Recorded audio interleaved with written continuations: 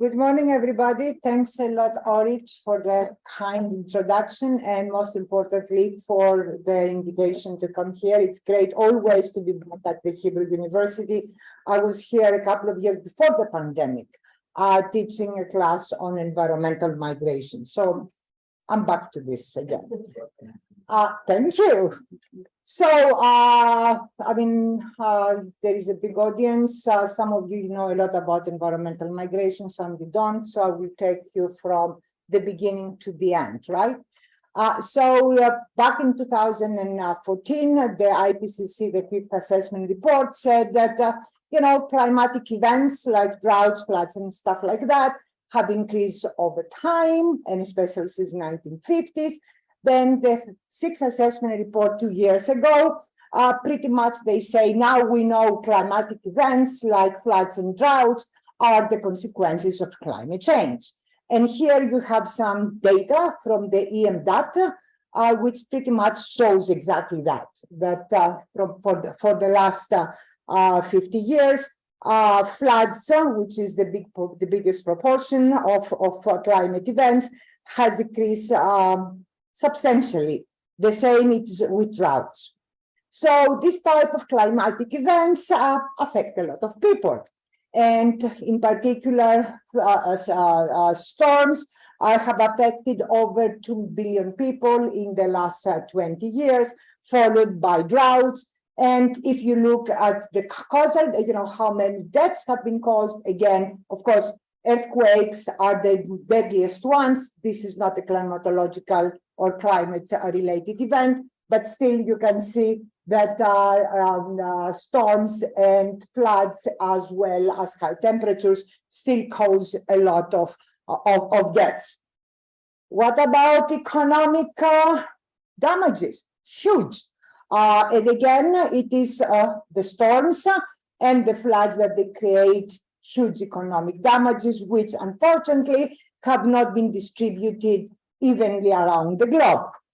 Yes, when it comes down to to money, right, we know that the developed countries suffer the most damages, and this is because of the infrastructure. But if we looked at, these damages as a percentage of the GDP, you will see again that it is the developing countries that they are feeling this kind of damages. And here, I have break them by continents, and you will see that economic losses, as I said, are concentrated in developed countries like the United States. But when it comes down to people affected, it is the Southeast Asia and Africa that they suffer a lot. Now we have more data which says that these climatic events force especially droughts, floods, and the like, force people to move away from their houses, and the data tell us that environmental migrants, in some instances, actually in most instances, it's at least double the number of people who left their houses because of conflict. And predictions are not that well either, right? Because according to the Groundswell report, the two reports, if life continues to be as it is, we pollute a lot, we emit a lot, and we don't do much with technologies to adapt, then there's the expectation is that you will have about 260 million people migrating internally inside their own country. Now, we know now that migration is mostly, and I think Amit already mentioned it, most migration is internal. We have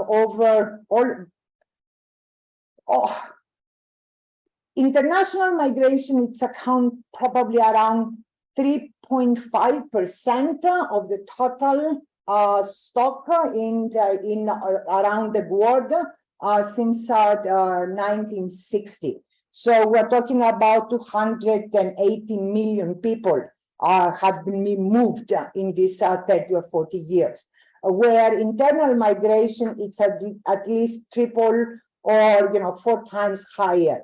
So we know people stay put is the place attachment that we already know, and of course there are also other, constraints like financial constraints, and also all these political and administrative constraints that make life, make international migration more difficult. We know that most people move to the cities, at least for the economic reasons. Where migrants, environmental migrants, move to the cities exclusively, this is not something we know. We have, at least I've seen a lot of rural-to-rural migration, but in absolute terms, you will see more urban migration. And the patterns, are there. Again, data tell us that from 1950 to nowadays, a lot of people are moving towards the cities. The expectation is that by 2050, 68% of people will live in the urban areas. We know that Latin America has been already urbanized, and Africa and the Southeast Asia are in the uprising. Now, migration is good. This is what they say, and especially when, not only when they moved across borders, but also internally. And the reason is because they enrich the societies. This is the Sustainable Development Goal 11. And of course, when people move to the cities, they reduce inequalities, not only in the cities, but also in the places they're coming from. So inequality between the urban areas and the rural areas decrease. At the same time, they make some income that is going to reduce poverty. It's also going to enhance, the economic perspectives and the economic growth, not only in the urban areas. We know the urban areas, of course, are the engines of economic growth in most countries of the world, and that is going to be the economic growth at the national level, which, of course, is going to have an effect on reducing poverty in the rural areas, because migrants will send the remittances back home or to the ones who have left home, which will reduce poverty. That is going also to strengthen the resilience, and of course, it might eventually increase sustainability, because people will learn on how to preserve the environment. And at the same time, when people move to the urban centers, they might be able to realize their aspirations, and that might have to do with some education achievements. That is going to, as already we heard, in many instances is going to be the case that women will also be able to increase their potential or materialize their potentials. So you are going to have higher gender equality, also given the experiences, the knowledge and the like that the migrants bring. That is going, given their education now, that is going to have an effect on science, technology, and the like. So much is pretty good, right? Sustainable development goals, migration to the center is going to be beneficial. And now let's come to reality, right? Because it's a bit different than what the expectations are. And, especially this SDG 11, which talks about promoting safe and sustainable and resilient cities, might not really work out as well as we thought. And the reason is because there's a higher cost of living in the urban centers, and as a result, migrants tend to concentrate in slums. At least this is what I've seen from Kenya to Bangladesh, or they are going to, form this formal, informal setting where public goods are not widely being provided, to sanitation, even policing and the like. So you do have a lot of crime and the like. Unemployment is pretty much high. It's very higher. It's much higher for the migrants than the locals.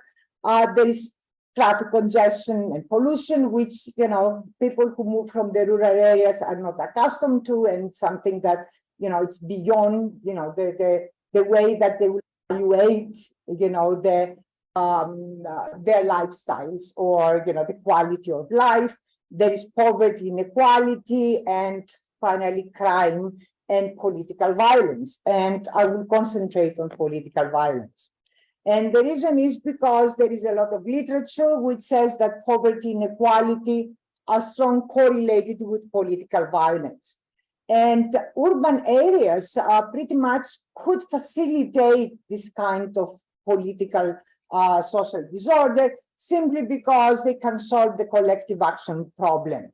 And also because, they are, high potentials, when, groups get together, that will undermine the local government's ability to control any type of population unrest.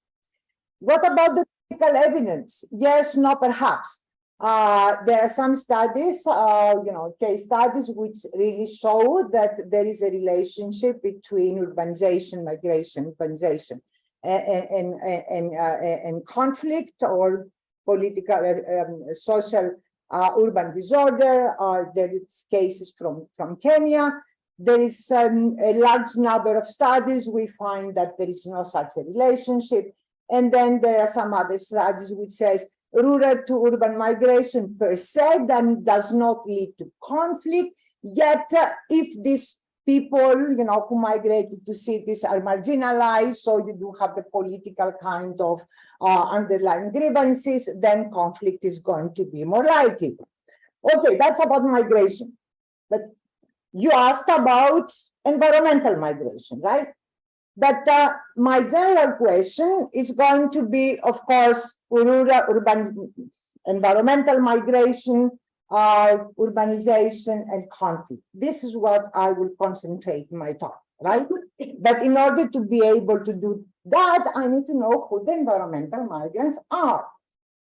Now, according to the IOM, the definition is everybody who left because of some type of environmental event, which can be either short or a long, sudden or gradual, and he or she migrates internally or internationally, temporary or permanent. Everything counts, right? Yeah, we know that. But again, you say, who is the environmental migrant? I thought about it and I looked at what the data tells me. You saw what the International Monitor Center shows. You do have 20, 30 million people internally migrating because displaced because of environmental events. The groundswell report tells us 216 million. I'm out in the field and I find 5%. And I'm like, something is wrong here. Or we don't do something right? Something is missing. So either, they are over predicting or people do not say what they are or who they are. So we said, maybe perhaps the best way to do it is to go out and ask people why you have migrated. And this is exactly what we did in Kenya and in Vietnam. We tried to identify or trying to see, who identifies himself, herself as an environmental migrant. But of course, after, we came up with this research question, we said, okay, who's going to do that? Who's going to tell us that is environmental migrant? And theoretically, at least, we thought, okay, climate change or climatic events is coming in one size fits all. You do have these sudden climatic events, thing of flood, Katrina was mentioned. We saw that in Pakistan, we see it every other day these days. An event hits, it's extremely severe. It makes your life, actually endangers your life. People need to flee. So people who move such events are more likely to say, hey, I left my place because of the climatic event. The other type of events, which is this, slow onset and the gradual events, take time to materialize. Think of a drought or water and soil salinity. It's creepy, right? They're coming very, very slowly. People during, because they are attached to their places, are very unlikely, to leave right away. Amit also mentioned the cows, right? You have 6 cows, 2 cows die, or you sell them because you need the money to cultivate whatever land you have. Then another drought comes a year later, another 2 cows go. By the time, the cows are gone, either, you leave and you say, I didn't have any food to eat, or you stick back and you become a trouble population because now there are no cows to sell in order to pay for the cost of moving. So that's possibility. But the thing is that by the time you move, after 2 or 3 or 5 years, after having suffering all this hardship, you are more likely to say that you are not an environmental migrant, but something else, economic migrant. So we test this, right? So we collect the individual level survey data. In Kenya and in Vietnam, we have 3 cities in each of those 3 countries. And we combine this with georeferenced climatic conditions in migrants' original location. So now this is not a random sample by any means, it's snowballing because migrants are hidden population, right? So with the survey companies, we decided in common where are the areas in these 3 cities where migrants concentrate. And of course, we are not going to go to slums always, right? Because that might be a unique kind of population. And you're trying to be as representative as you can. So we found out, we put all the administrative neighborhoods down. Then we saw where, the migrants were, tend to concentrate. And then randomly we selected from the whole neighborhoods, several of those. Then we identified in its neighborhood the school as a church, 5 or 10 main landmarks, where we again randomly chose what would be the first one, and then the numerators were there, and they started, talking to the respondents by talking to a person who had been 18 years old, at least, and older. And he or she had migrated in this place within at least 6 months to a year ago. They had to been residents in this place for at least 6 months, and they were not planning to go anywhere anytime soon. And most importantly, that they consider, this place to be their new place of residency because they earn their income from this place.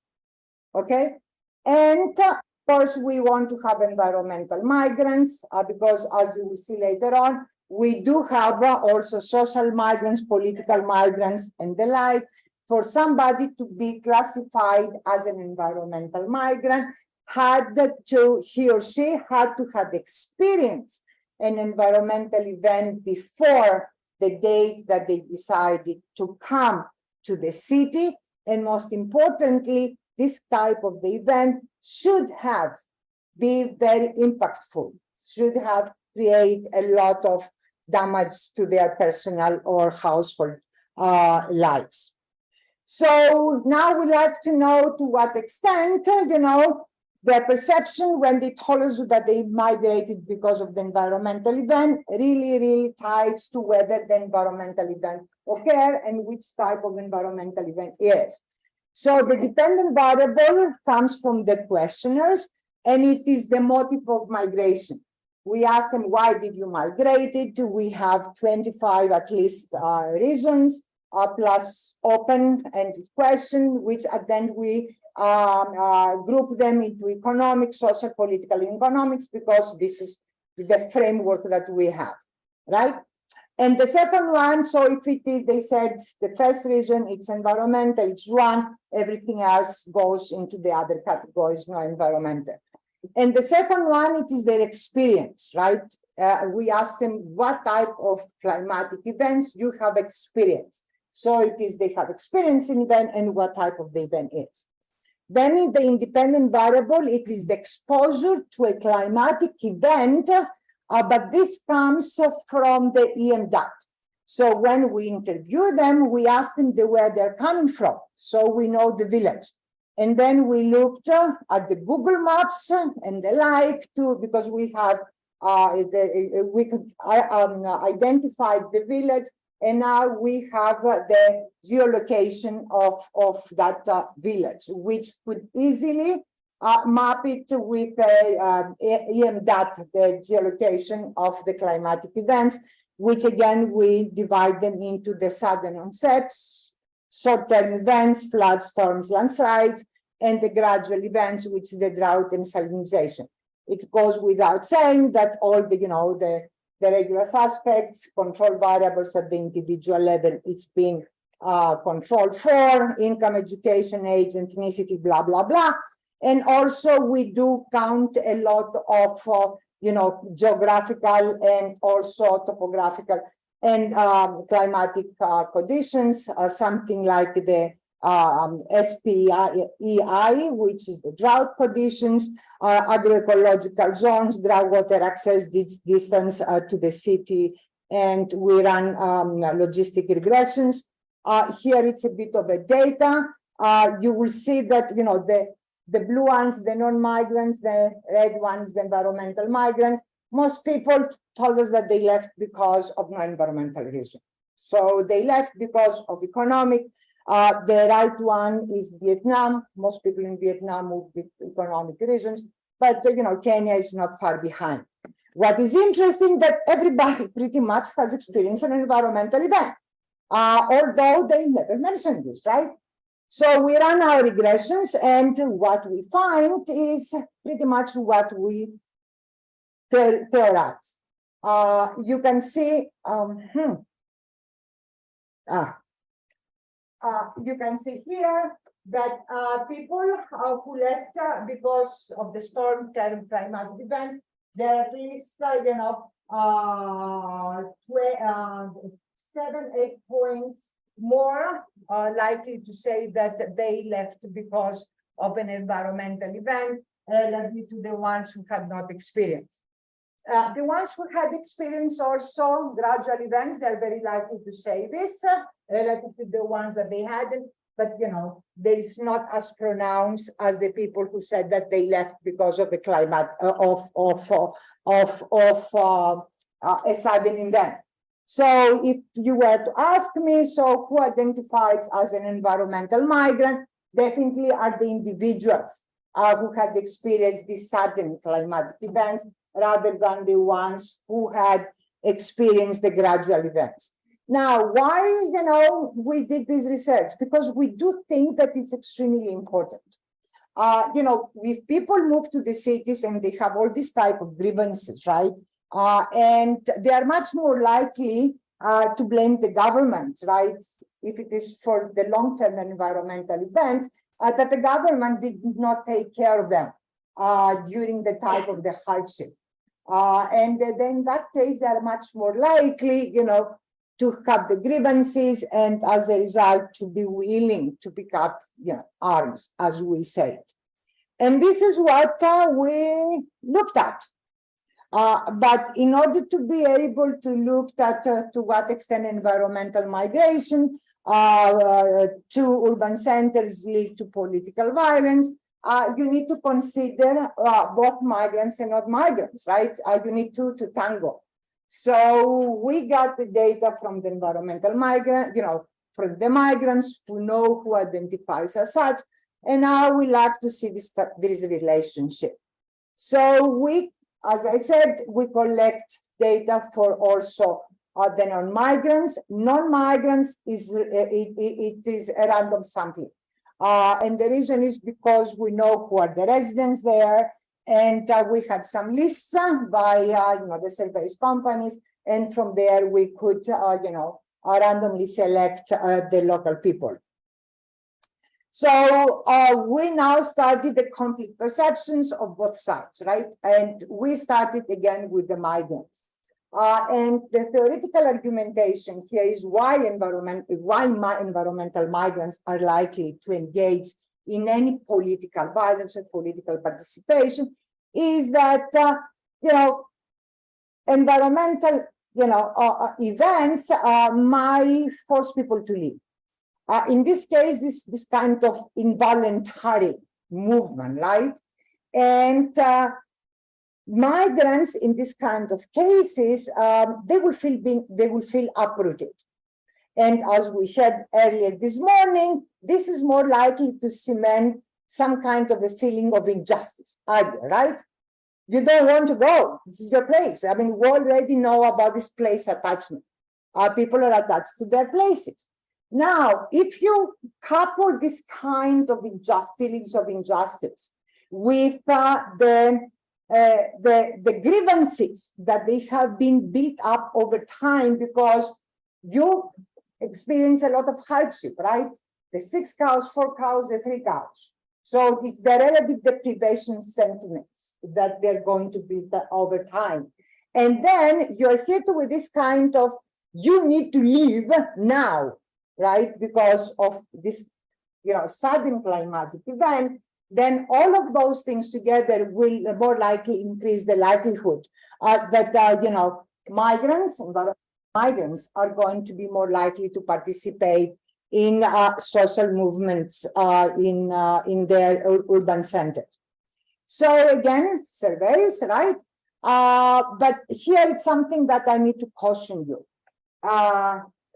We are asking about intentions to participate in political violence, right? Or participate in a group of migrants who are going to engage in some type of action. We are not, talk to them and say, or observe them to be out and protest or engage in riots. ETH will never have allowed us to do that. Because we put, our respondents and the numerators and everybody in risk, and that would have been allowed.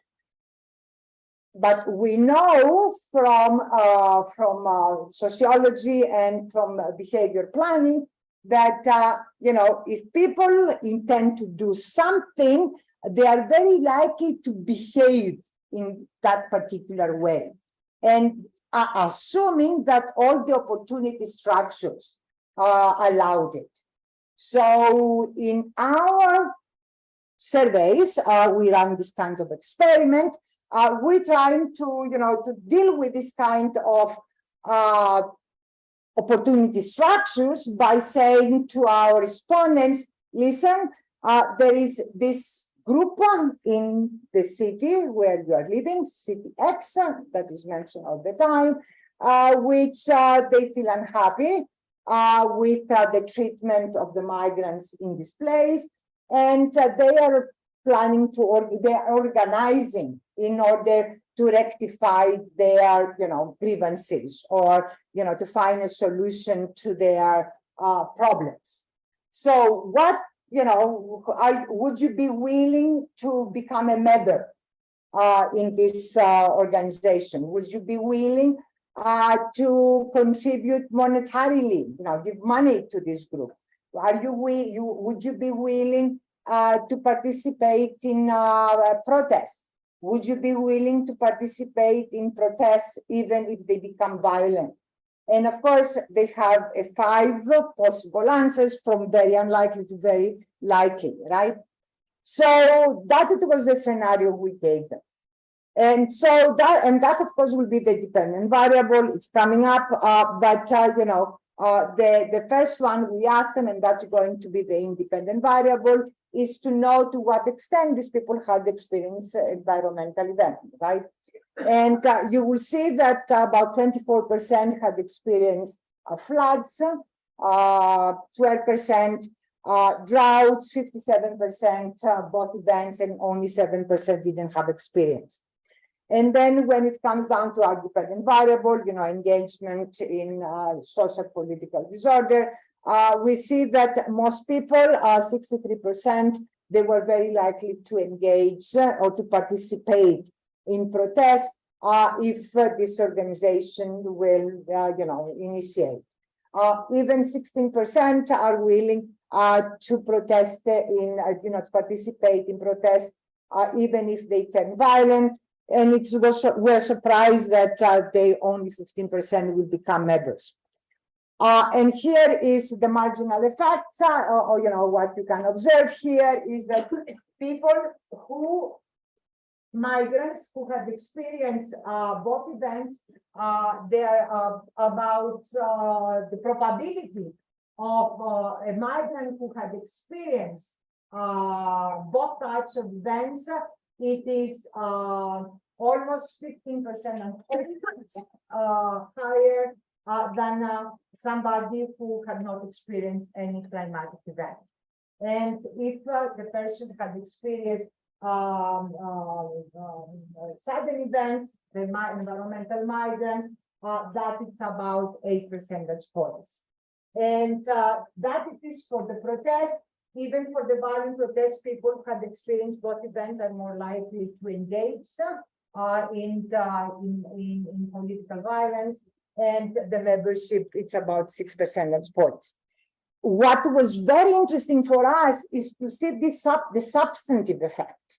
And the reason is what we observed: if somebody had not experienced any event, of course, there is some likelihood to participate in protests, right? And that probability centered around about 45%. But it jumps by 15 points when a person had experienced both types of climatic events. So we do have some kind of substantial evidence here that people who have experienced climatic events are more likely, right, to engage in some type of political violence. And of course, here it's not conflict, right? It's, protests. But as I said, you need to tango. Yes, the environmental migrants do not like, they feel discriminated, and they might, be willing to participate in protests. But what about the urbanites? We know from the international migration, and especially in the last few years after the Syrian crisis, and the migrants, the political refugees who entered the European Union, and the surveys they had run, that they were on at that time, that Europeans were very welcoming towards the political refugees because they felt that they deserved it, right? It was a humanitarian reason that made the Europeans to be welcoming. So we thought, well, shouldn't this kind of humanitarian sentiment applies also to environmental migrants, right?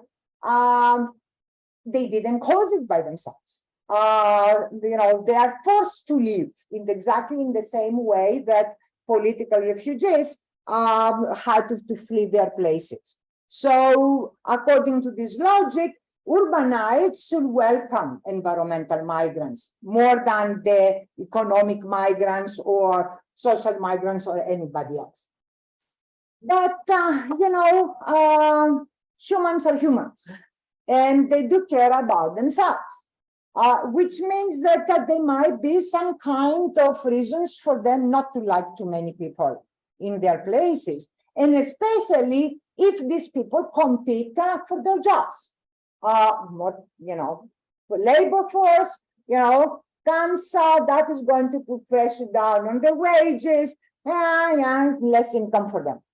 Or it could be the case that, the newcomers are going to create too much congestion for schooling, health, and if they don't pay taxes, the fiscal burden is going to be a bit too much for them. And of course, we're talking about, Global South, we do know ethnicities and stuff like that are a major component for, conflict between the different groups. So because of outer group in-group considerations, we could think of, migrants to be a threat to the valid cultural beliefs of the urbanites and might not be very, welcoming. So we ran again the surveys, as I said, with the urbanites in the 3 cities. And the first thing that data tell us is that urbanites feel, that environmental migrants do deserve to move to the cities, or at least the environmental reason for migration to the cities is very legitimate. But we decided to have a conjoined experiment. So we present our respondents, the urbanites. We gave them this scenario that think that you are one of the public administrators who is responsible for allow permanent residency to the migrants to your city. And let's assume that you have 2 migrants with these X profiles. Tell us which of the 2 you will choose. And of course, since we're doing conjoined experiments, each respondent did exactly this, comparing 2 profiles 5 times. So the profiles of the migrants, differed with respect to the motive of migration. So you do have an economic migrant, social migrant came because of marriage, because of education, economic migrant for jobs, political migrant, of course, for conflict, and environmental migrant because he or she had experienced either a drought or a flood. So we make the distinction between the short and the long, because the idea here is that if somebody migrates, and that came also from our reading of the literature after Katrina. People left New Orleans, they went to Texas, everybody was welcoming, the first week, the first month, but after 3 months, we were like, get the heck out of here, go back home, right? Even they blamed the migrants for, the increase in crime. So the, urbanites should not want they will be welcoming for the migrants for the short-term period, but then they should go away. Where the ones who left because of a drought, as we already mentioned before, the land is gone, right? They deserve to stay here. So the humanitarian should apply mostly to the gradual events. And then, of course, we have the economic reason, the income. If they cannot sustain themselves, the burden in the finances of the city. If their education, the better educated they are, the higher probably they will be able to sustain themselves. So they will prefer educated people. Ethnicity, they don't like to have people coming from different ethnicity. And of course, they might like women or men. We don't know. There is not a clear kind of expectation there.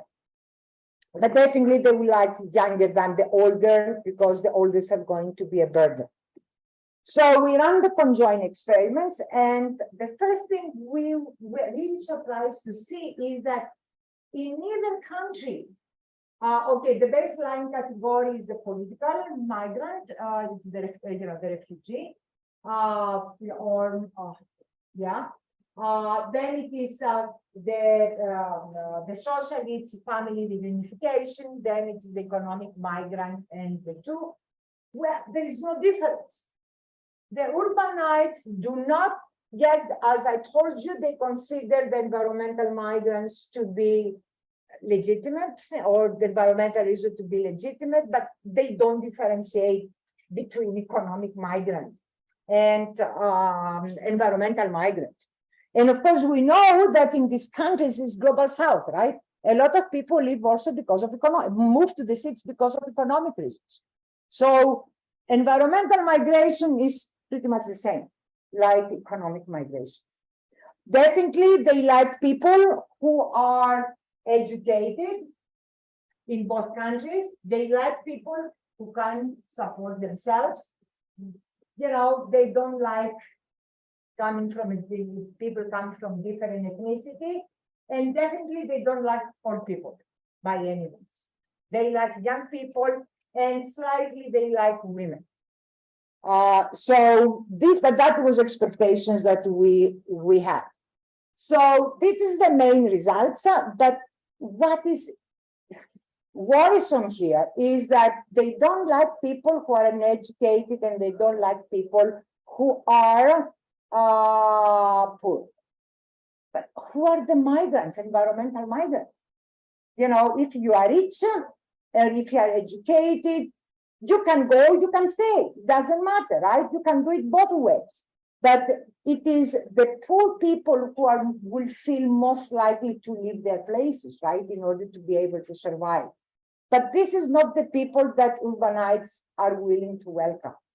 And that creates some kind of social tension. So you have the migrants who say, yeah, we are discriminated, we are, willing to participate in political protests. You have the urbanites says, oh, we don't like you more than the economic migrants.